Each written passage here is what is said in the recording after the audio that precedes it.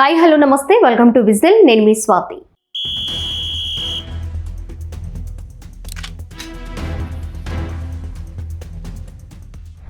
మహిళా ఆర్థిక స్వావలంబన దిశగా కూటమి ప్రభుత్వం మరో అడుగు వేస్తోంది. డ్వాక్రా సంఘంలో ఉన్న వారి కోసం 2 కొత్త పథకాలకు శ్రీకారం చుట్టనుంది.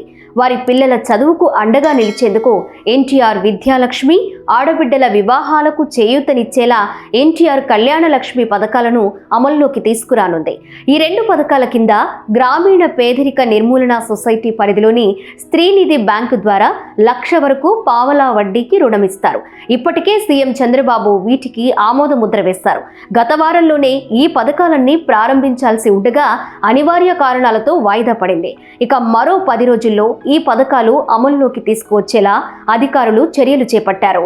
ఇక డ్వాక్రా సంఘంలో నమోదైన కనీస 6 నెలలు లేదా అంతకంటే ఎక్కువ కాలం గడిచిన సభ్యురాలికి ఈ పథకం వర్తిస్తుంది.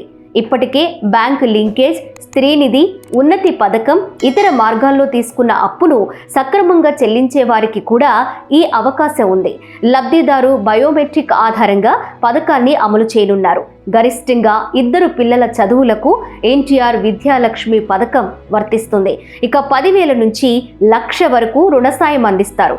పాఠశాలలు, కళాశాలల్లో పిల్లలకు చెల్లించాల్సిన ఫీజుకు అనుగుణంగా అవసరమైన మొత్తాన్ని తీసుకోవచ్చు. దీనికోసం పావలా వడ్డీ చెల్లించాల్సి ఉంటుంది.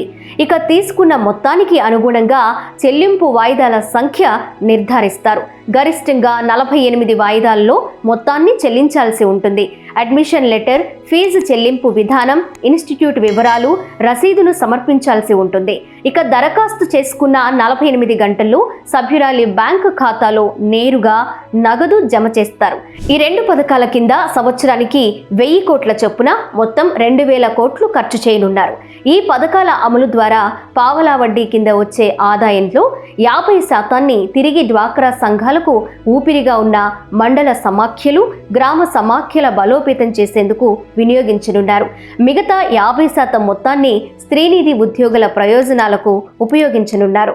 ఈ పథకాల కింద రుణ సాయం పొందిన తరువాత సదరు సభ్యురాలు ప్రమాదంలో చనిపోతే ఆ రుణం మొత్తాన్ని మాఫీ చేస్తారు.